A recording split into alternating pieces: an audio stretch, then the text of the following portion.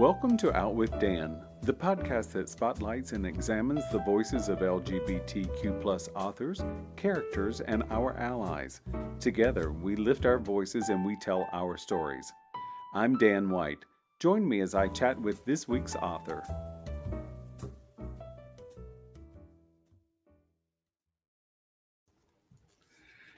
Hello and welcome back to Out with Dan. Today I'm excited to talk to Farrel Coleman about Blind to Midnight. Obviously, I'm blind as well. So, hello, Reed. How are you? Like I said to you before, I'm fine. I'm vertical and in print. And at my age, I'll settle for that. I love it. I love it. So Reed is a Seamus, a McCavity, and an Anthony Award-winning author, and also the winner of the 2023 Authors on the Air Book of the Year Award, and has been nominated for just about every other thing on earth. So welcome, Reed. Thank you for having me, Dan. You know, I have a great time doing this. Thank you. I do too. So will you give the audience an overview of what Blind to Midnight is about? You know, I don't usually struggle, to tell you the truth, with giving an overview about books, but you read it, and it's really a difficult book to give a 2-sentence summary of. But let's just say it's a book that spans, in some ways, from World War II to the present, and that an incident that happens on 9/11, which I will describe now, on 9/11, in reality, not in the book, in reality, a Polish immigrant named Henryk Siwiak, I hope that's how you pronounce his name, was the only homicide in New York City on 9/11 that wasn't related to the terrorist attacks at the World Trade Center. And if you are at all familiar with New York at that juncture, one homicide in New York a day was very rare. It's now it's rare as well. I mean, the homicide rate in New York City is almost nothing compared to what it used to be. But and that's always fascinated me. This poor gentleman who was fully bearded, who spoke with a thick accent, and apparently might have been wearing camo. And the working theory is that there was a lot of rage in the city that day, aimed at Muslims, and that he was mistaken for one and subsequently murdered. So that's always fascinated me, this case, because it's still unsolved. Wow. So it's always a thing when something traumatic happens. How much time is enough time to pass before you can use a traumatic incident as a jumping off point for fiction? So it just seemed like this was the right time that I could do it. Now, my story isn't Henryk Siwiak's story, but it was the inspiration for the prologue to this book. So in reading the prologue, I was just sort of blown away, because I do remember, as does anybody who was alive during that time, the emotions that were swirling around what was going on. This was something of a dramatic proportion that we'd never seen before, not in this country. And of course, everyone had an idea, and everyone had an emotion, because it wasn't something you could just blindly ignore, because it didn't go away. So then when you gave us a scenario that was running, what I might say, parallel to it, something else that happened on that day, I really began to think about this poor fella in a really a heartfelt way, in the fact that I thought, Jesus, this poor schmuck, bless him, is the only person that won't be talked about, because everything else is focused on what happened on 9/11. Yeah. Well, it reminds me of something the author Ridley Pearson once said to me, in a lighter vein. Ridley plays in a band called the Rock Bottom Remainders, and it's made up of all, authors. And in the band, Stephen King is in the band. Holy cow. And so Ridley once confided to me that he said, if we were ever in a plane crash, it would say Stephen King and other authors killed, So in that way, Henrik was like that. Like Yes. 3,000 people are killed in this terrorist attack. He's just a poor guy who's murdered on the street, and his murder is still unsolved. Wow. Wow. So And it made a great setup for this book because once again, just like in the last one in Sleepless City, you give us one hell of a ride. We know what that GTO feels like, and now I know what the Malibu feels like. And if anybody doesn't know, you have to read the book to find out where the difference is and why there's a new car. So, but it was one of those things that I was amazed at the speed of it as well, because you are such a paced author that it's a fast read, and it both fast and slow, because you have such beautiful language that I don't want to read too fast because I don't want to miss anything. well, thank you, Dan. As people have said to me, this book has a relentless pace. It does. It really does. I read it in 2 days, and I'm not the fastest reader. I'm actually really quite slow. But it was one of those, it's a book that when you start it, you have to finish it because it's important, because you invest yourself with these people. So, and Nick is so sexy and fun. I told you this last time. I mean, he's the kind of man that every woman and every dog and every gay man is attracted to. Well, he's based on me. So. I was waiting for that because I mean, I know authors write what they know. You were just writing about your mirror experience. I love that. No, the cover image on this book and on Sleepless City is the same model for both. And man, if I could tell you how many people ask me for his number. You know what? Could you send it to me on the side Yeah, as well? you first. You Thank first. you. I appreciate that, Reed. I appreciate that. So I know that you started out your writing career as a poet. So what was it like to transition from being a poet to a novelist? Well, it was more profitable because not that I made my first contract. I'm happy to share was for $1,000 for my first novel. Big But that money. was in 1991. It was with a small publishing house in Sag Harbor on Long Island, and several actually authors began. It was a place called Permanent Press, run by a husband and wife team, Marty and Judy Shepard. Marty died a few years ago, but they gave me my start. But if you know anything about how poetry pays, that was 1,000 times more than I got paid as a poet. I have the saying: if you want to be poor, be a writer. If you want to be destitute, be a poet. Oh, I laugh nervously because I know it's true. It's sort of the Yeah. same way in the music industry. If you just want to Absolutely. give to the people, be a jazz artist Oh yeah. because you won't be paid. Right. Be great and be ignored at the That's same it. time. Yeah. That's it. So did you do stand-up poetry? I did some readings, but Okay. I tell you how the transition happened.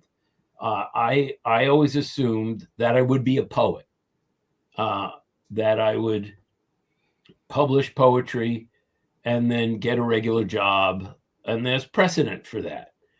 T.S. Eliot was a bank clerk. Not to compare myself to these All people. right. That's all right. Wallace Stevens was an insurance executive. William Carlos Williams was a general practitioner. I mean, because poetry generally doesn't afford you, health insurance or anything like that. So I got a job, strangely enough, out of college working at the World Trade Center. Oh, wow. Yeah. Oh, wow. And I continued to publish poetry. Got married, got transferred to Kennedy Airport, working in the cargo area at Kennedy Airport. So if you've seen Goodfellas, you've seen the people I work with. They were all named Vinny. Every one of them is named Vinny. And we had a saying there that if it fell off the truck on Tuesday, we were wearing it or selling it by Thursday. Yeah. So at some point, we would have meetings on Thursdays or Tuesdays in Manhattan. And for Okay. people who don't know, Kennedy Airport is in Queens. and Manhattan is 2 boroughs away or a borough away. So I had to kill some time between, I would get off from work and have these meetings. And I went back to Brooklyn College. And the only class that kind of interested me was called American Detective Fiction. Oh, wow. Now you have to understand, I was never a crime fiction reader, right? To me, crime fiction were the kind of cheesy novels on my dad's nightstand with the half-naked women holding guns, you know. So that wasn't, crime fiction didn't really interest me. But I took this class, and the first 3 things we read were The Continental Op by Dashiell Hammett, Farewell, My Lovely by Chandler, and The Maltese Falcon by Hammett. Wow. And that night, after we'd finished discussing that book, I went home to my wife and said, this is what I was meant to do with my life. All that writing, the poetry training I got.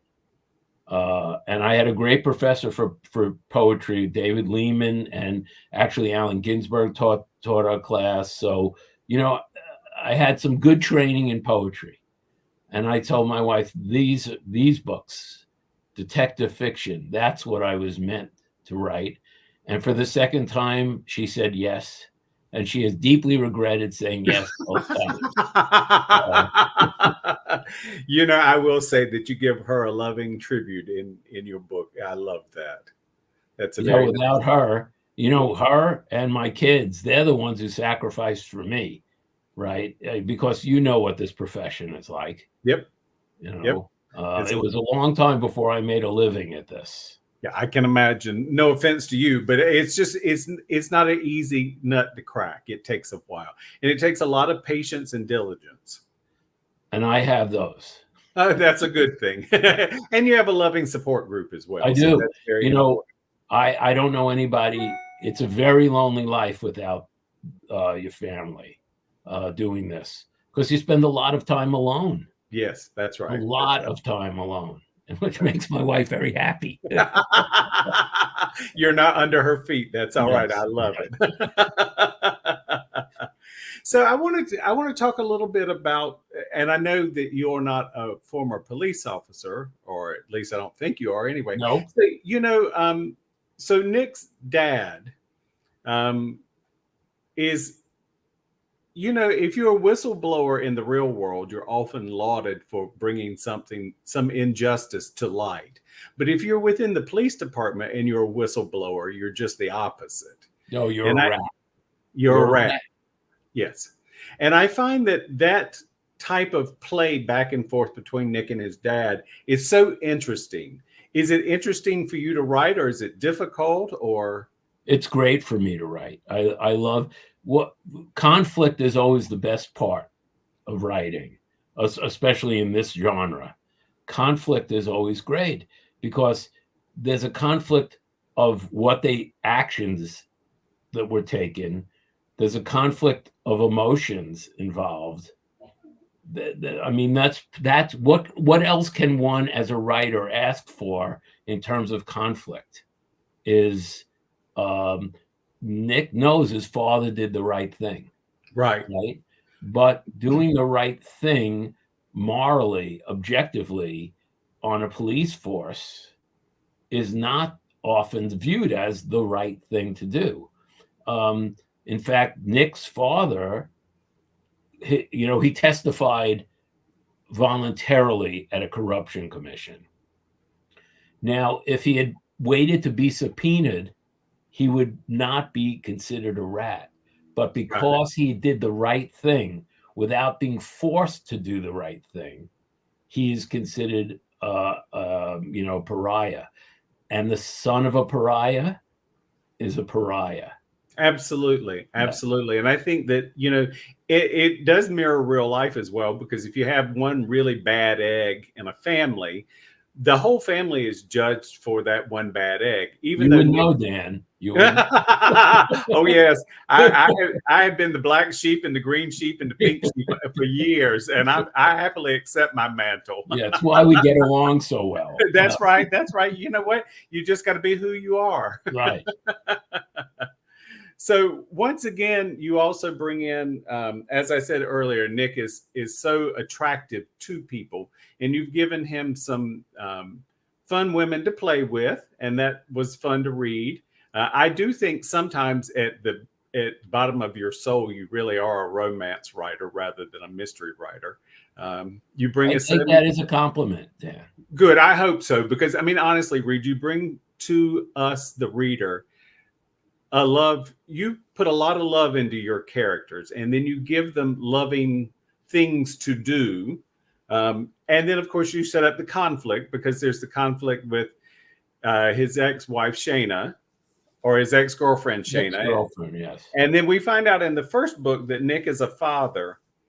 I don't think I'm giving anything away. No. If I have, I just let the cat out of the bag. Sorry about that. No, it's okay. But that figures in a lot into the second book, and that was really, really fun to read, because there again, you give us some tension, because like his dad, Nick wants to do the right thing, and he understands that his position in the world, let's just say, will keep them in danger. And that was very gut-wrenching to read, very satisfying as well. But it was, it was tough, because you've given us a character in Nick Ryan that we all want to love and root for. And then you give him these things spinning around him that he just simply cannot latch onto, because of what he does for a living is going to splatter on everyone else. Well, my friend, the writer, S.J. Roseanne, about a previous character of mine, said you just should have named him Job, because you torture him. I love that. Yes, and you do a yes, fair bit of torturing with Nick as well. But because I think people relate to that. I think people, when I was doing the Robert B. Parker, Jesse Stone series, Jesse Stone is kind of a perfect character, but he had one thing that made him relatable to everybody. He was an alcoholic. He struggled. And I think struggle is a universal thing that makes people relate to any character, even the most perfect character. That's right. Struggle is the thing I will often include in my books, because it's the thing you want most. If you take that away, or it's not even taking it away, it's holding it close enough to see it, taste it, smell it, want it, and then knowing it's there, but you can't do it, and choosing not to do it.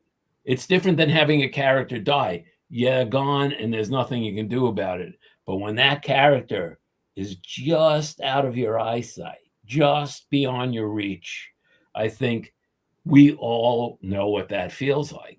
So that's what I'm doing there. And masterfully so.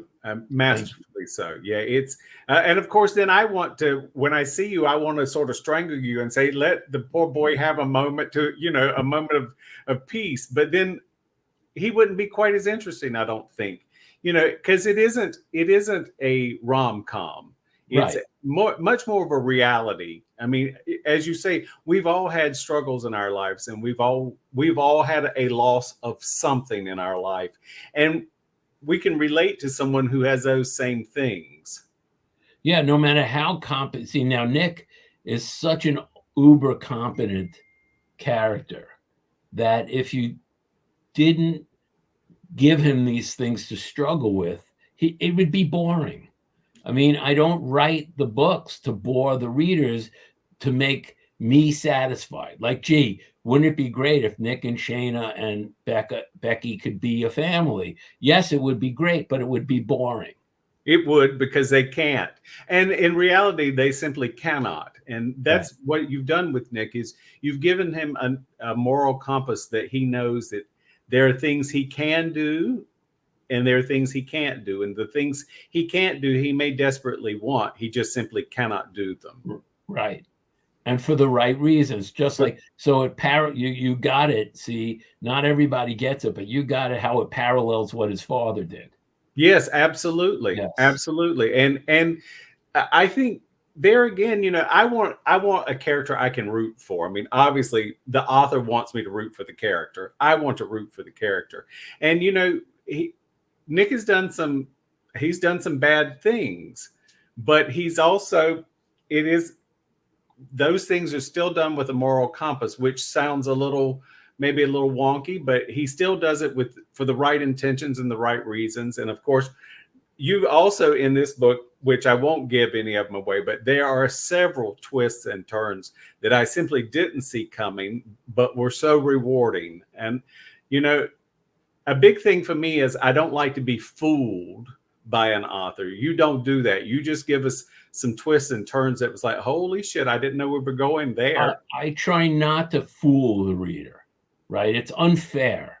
Like I would hate to have someone with no foreshadowing do some of the stuff. Like the end is the end. Really, the pace picks up to this incredible, I think, action-oriented ending.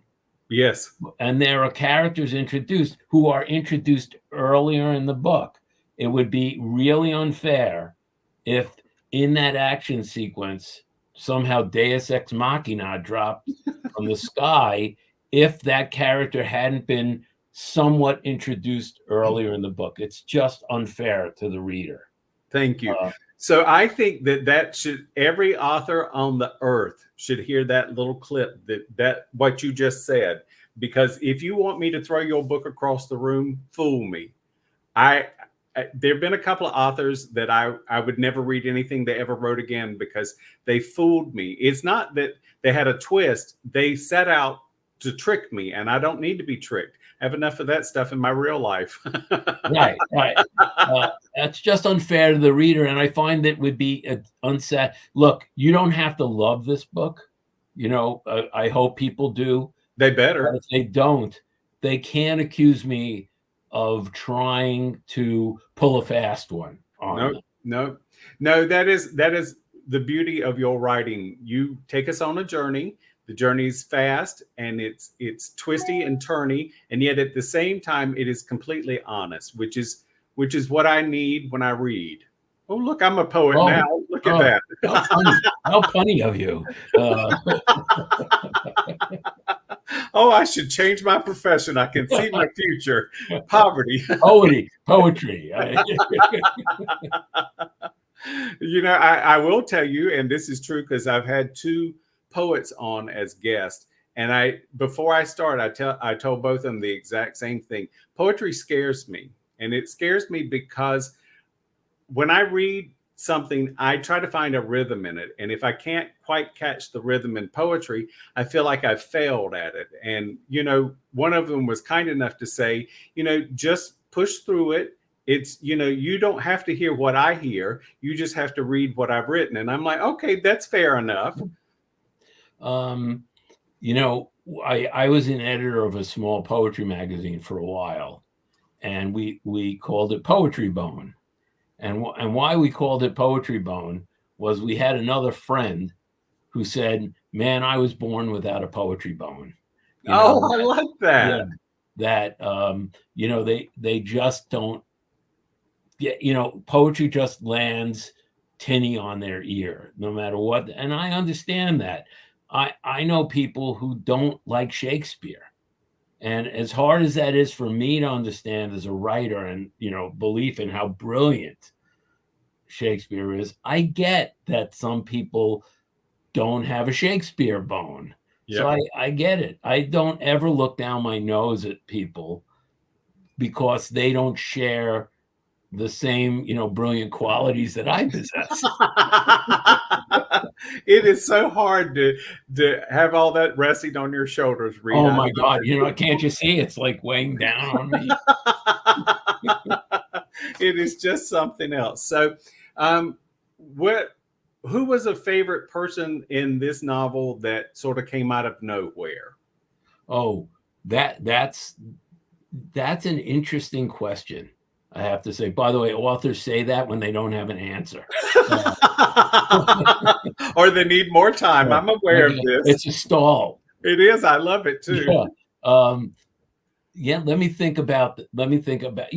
Actually, it's I. I don't believe in minor characters. To me, characters, even if they're on the page for a paragraph, when I conceive of them, have full lives. Mm-hmm. And I hope that comes through, because there are several characters in this book that are on the page, in the book for a page, a paragraph. There's the sheriff in Old Rotterdam. He's Sheriff Barson. He's there for a few pages. And there's the French girl with the Armenian name at the rental counter. I mean, those characters are very real to me. But I think my favorite minor secondary character, Okay. who came out of nowhere, is the bartender at the bar in Old Rotterdam. I could just picture her. The 2-pack-a-day skin and the cough, the raspy Yes. voice. Yes. And Yep. we've all met that person. Absolutely. Absolutely. And when Nick approaches her, she says, "Oh, that's my daughter. Someday all of this," and it's a broken down bar. Someday all of this will be hers. That's right. And she's pretty. You should come back to meet her if you don't want me. Yeah, I think of all of the characters that pop up, she's my favorite. I love it. I love it. And as sort of you have to give the audience, because they know I fawn over you. So the Angelos they're sort of a side characters, and I don't know exactly how to put that. They run throughout the book, but they're the subplot. Their murder is a subplot in the book. But I feel like I've eaten Sunday lunch at their house. Exactly. And I mean, they are a subplot, but they're so fully formed that I feel like I know them intimately. And I grieved when they were murdered. I really did. I have to say that I'm not a perfect novelist, but one thing I do very well is I give a sense of character very well. And I do it without describing them physically necessarily, which I always think is a big mistake. That, Tony Angelo is Yogi Berra, right? He misspeaks. In fact, the title of the book, without giving anything away, is a reference to something Tony has said in his life. And so in a Mo Prager novel, one of my older series, the first in the series, called Walking the Perfect Square, I had a main character who appeared in the book for one sentence. Oh, wow. But people felt they knew who he was, because everybody else could talk about that character. It was someone who was missing. So I think the only word he says in the book is no, and it's towards the end of the book. So there are ways to write about characters who aren't really in the book, but are very present in the book. That's right. And very real and important to what's going on. Very important. There's no book. In some ways, there's no book without them. Well, that's right. I mean, so because throughout the entire book, this has affected Nick, and it affects the decisions he makes and, the direction he heads in, as well it should, because I think in real life that would be exactly what would happen. So, yeah. Well, thank you. I appreciate you saying that, Dan. No, I really do. As I had told you when you were a guest last time, your voicing and your atmosphere is so clear that, as I said, I really felt like I'd had Sunday lunch at the Angelos, because it's important to, what you do with them is you give them a loving home and you give them a family sense, and they are good people. And so you feel like these people because you've met these people in life. And that's a fun read to me. Well, read. thank you. Thank you. It was important that readers like them. Yes, yes. It's very important that the readers like them, or the book will fall apart. But maybe a less experienced writer would have spent too much time trying to justify the reader liking them. I trust my writing enough at 30 plus books in, as I always say, I'll get this right eventually. That I trust myself enough to be able to do that without here, you're supposed Right. to like them. You know, You will like these characters. right. That's right. You That's right. must, me wagging my finger at them. Yeah. Uh, you know, Yes, but it is what you do. It is the brilliance of your writing, well, really. It thank you. just comes I through. appreciate that. Yes, sir. Yes, sir. The So check's in the mail, Dan. The thank check's in the you mail. once again. I love it. I love it. So I know that this has just come out. Congratulations. Thank you. Are you working on the next one yet? There's this unfortunate thing in publishing called a contract. Okay. So until there's a contract for another one, I mean, it's conceived of. In my head, it will take me a lot longer than it took you to read it. Yes, it But will. so the book is conceived of in my head. So if and when the contract comes, 6 months later, there'll be a book. Fantastic. Yeah. Fantastic. Fantastic. Because I love this character. It's a challenging So do I. character to write, Nick, because he's so good at what he does, but he's so bad at life. Well, and he moves at such a quick pace too. I mean, physically he moves at a quick pace, and so that's one of those things that it must be interesting for you as an author, but it also could maybe is it a little tiring? Well, Yeah, yes, it can be. Writing him is a challenge because of all of the action sequences, yes, yes. which I love. And I'm going to mention my friend S.J. Roseanne again, because she hates writing action sequences. Hates it. Authors all have parts of a book. Yes. And you talk to so many authors. They will tell you there's this part of writing I hate. And there's that. For me, bridge scenes. I hate writing bridge scenes, like getting from A to C. Okay. Right. And it doesn't matter how many books I've written. When I get to that bridge scene in a book, it's like, oh my God, I can't. It doesn't get any easier. Right? It usually happens once in a book. Like I have to get from here to there. And it's like, okay, do I want to describe every step? And inevitably, I know that I do the same thing all the time, and I should know it going in. I have the same solution all the time. I just go to see and back tell. That's it. Well, I mean, if you're going to Staten Island, or you're going to the Bronx, or you're going to Manhattan, Queens, and Brooklyn, you almost always have to have a bridge in there somewhere. Very good. There's that pun again. There's right? the pun again. You got to change your profession, Dan. Yeah. You just got to bridge the gap there. Yeah. Right? No, it's like I hate writing bridge scenes, and I know the solution. It's hysterical. I know how to do it, but I hate, and it'll take days. I'll write, 100 pages in a short amount of time, and I'll get to this, and it'll take me just as long to write that bridge scene as it did the 100 pages. And it's the same solution I had in the first book, 30 books ago. That is too and funny. I know it, but I have to live through that part. So you're gonna have to put Nick in the subway. Yeah, go through the tunnel instead of the bridge. Right, precisely. Probably the same thing though, because he's going from point A to point C, as you said. So, oh my God, it just drives me crazy. And my son hates hearing. He can't stand when I call him up. I go, Dylan, it's killing me. I can't. Yeah, I'm sure he's on the other end of the phone, rolling his eyes. Going, I've heard this, since I was 4 years old. I've heard Daddy complaining about this one aspect of his work.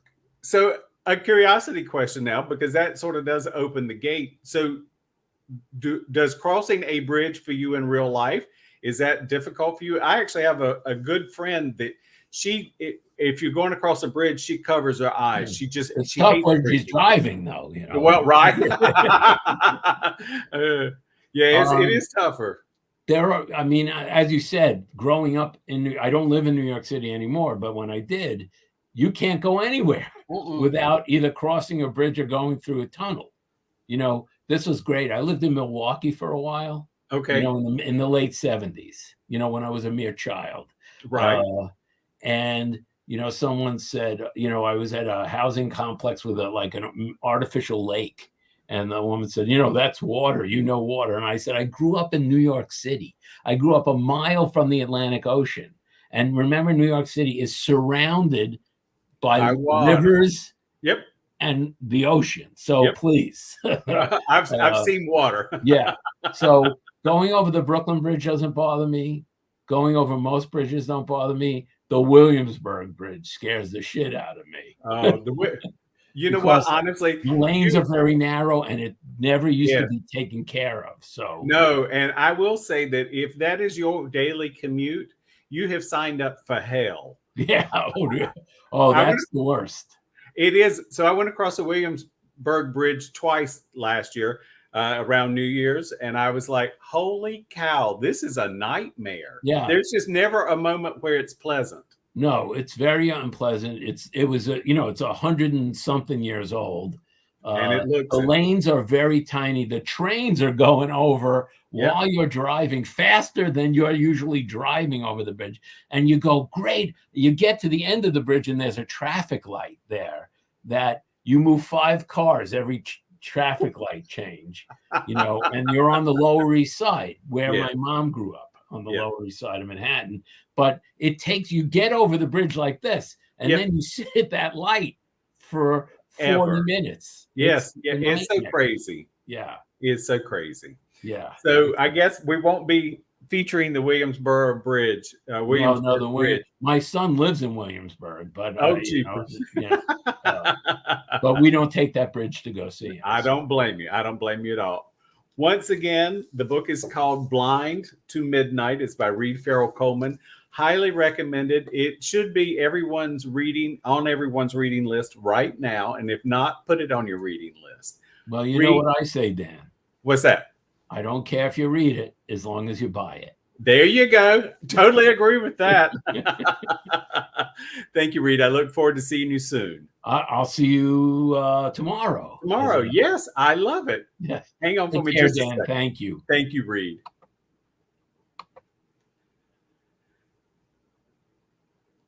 All right.